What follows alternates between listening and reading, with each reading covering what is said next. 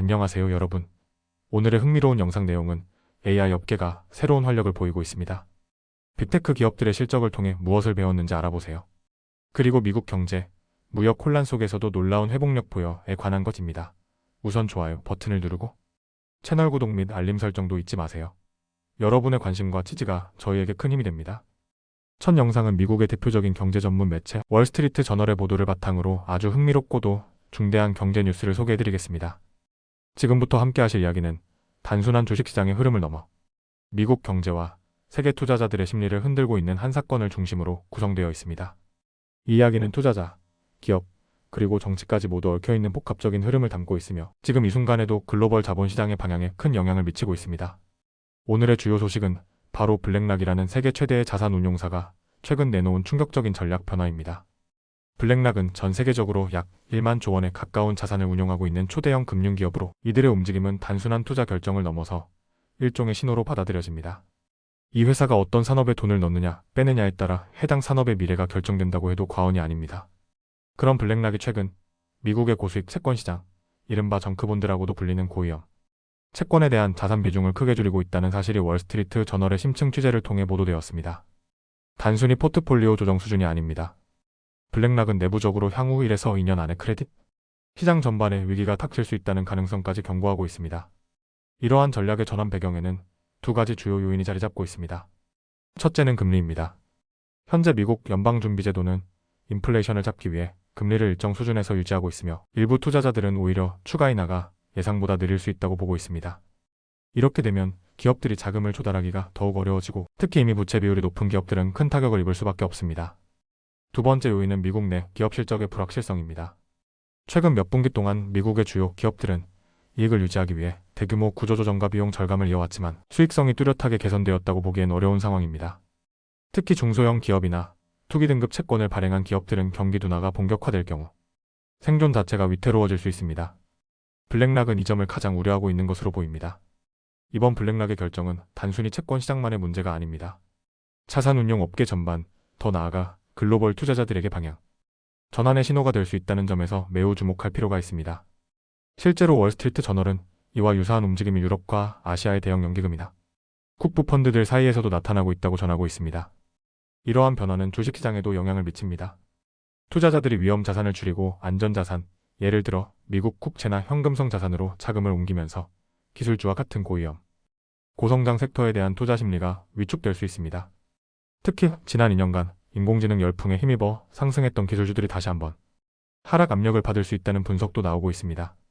또 하나 흥미로운 점은 블랙락이 단순히 자금을 뺀 것에서 그치지 않고 일부 고수익 채권을 아예 회피 전략 대상으로 분류했다는 사실입니다.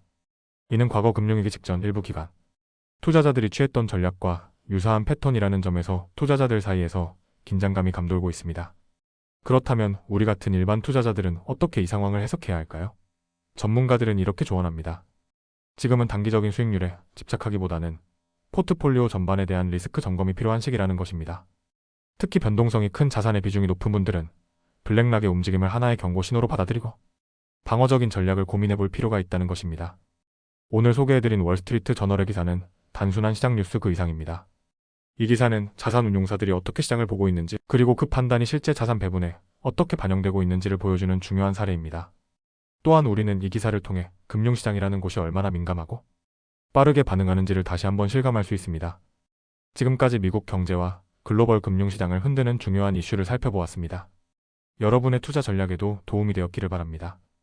다음 영상은 미국 경제 전문 매체 월스트리트 저널의 심층 보도를 바탕으로 현재 미국 경제가 겪고 있는 혼란 속의 회복에 대해 이야기해드리겠습니다. 이 뉴스는 단순한 지표 하나에 대한 해석이 아니라 무역과 고용, 소비자, 심리, 그리고 기업 실적까지 복합적으로 얽혀있는 현재의 미국 경제 상황을 한눈에 들여다볼 수 있는 중요한 기사입니다. 먼저 우리가 알아야 할 핵심은 이렇습니다. 미국 경제는 지금 겉으로 보기엔 꽤 견고하게 보입니다. 4월 고용 지표는 전문가들의 예상을 뛰어넘었고 실업률은 여전히 낮은 수준을 유지하고 있습니다. 주식시장은 4월 초 저점에서 크게 반등했으며 기업들의 고용 유지 노력은 여전히 계속되고 있습니다. 하지만 표면 아래로 조금만 들여다보면 복잡한 문제가 도사리고 있습니다. 트럼프 대통령의 무역 정책과 관세 전략이 점점 더 불확실성과 혼란을 키우고 있기 때문입니다. 특히 중국산 수입품에 최대 145%까지 관세가 부과되면서 미국 항만의 중국발 화물 물량이 급격히 줄어들었고 유통업계는 가격 인상과 품귀 현상을 경고하고 있습니다. 경제학자들 사이에서도 우려가 커지고 있습니다.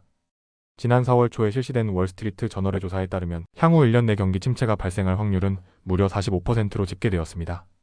이는 올해 초 22%에서 2배 가까이 상승한 수치이며 트럼프 대통령이 중국 관세를 90일간 유예한 직후에 나온 조사라는 점에서 시사하는 바가 큽니다.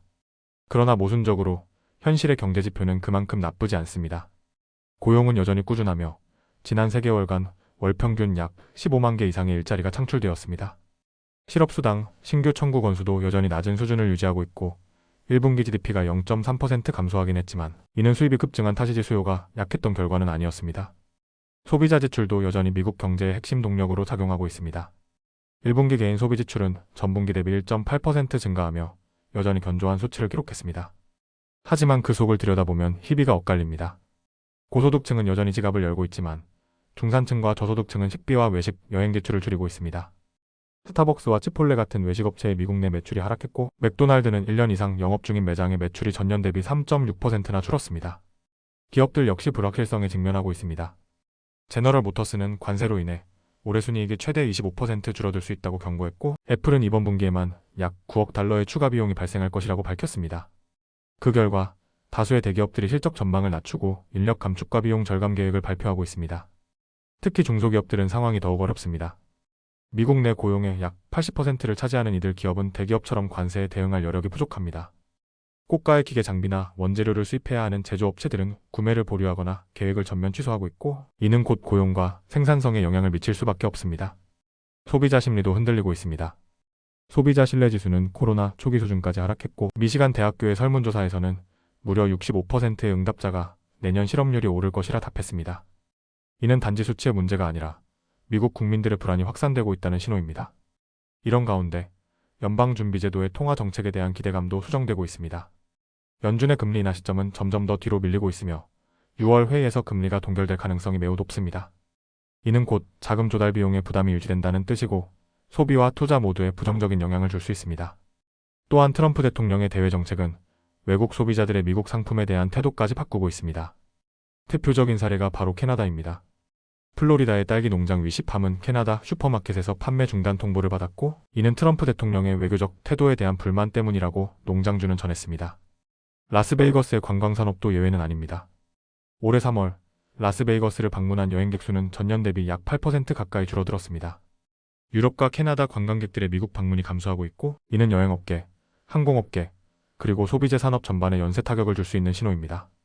그럼에도 불구하고 일부 기업들은 이번 위기를 돌파구로 삼고 있습니다. 오하이오에 위치한 로건 클러치라는 기계부품 업체는 숙련된 노동력을 구하기 어려운 현실에서 자동화에 적극 투자해왔고 이를 통해 생산 효율을 높이며 관세 부담에 대응하고 있다고 밝혔습니다. 이 회사는 대부분의 차제를 미국 내에서 조달하고 있기 때문에 관세 영향이 제한적이지만 로건 최고 경영자는 만약 더 많은 기업들이 해외로 공급망을 옮긴다면 미국 내 물류와 공급망에 심각한 부담이 생길 것이라고 경고했습니다. 결국 지금의 미국 경제는 외형적으로는 견고하지만 내부적으로는 복잡한 긴장 상태에 놓여 있습니다. 고용이 유지되고 있고 소비가 살아있다는 점에서는 긍정적이지만 관세 정책과 불확실한 정책 환경 그리고 해외의 반응까지 더해지면서 언제든 위기로 전환될 수 있는 균형 위의 회복 상태라 할 수 있겠습니다.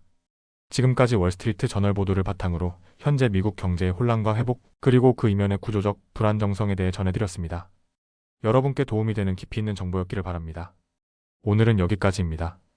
다음 영상에서 더 유익하고 흥미로운 내용으로 찾아뵙겠습니다. 이 영상은 투자 의견이 아닙니다. 매우 감사합니다.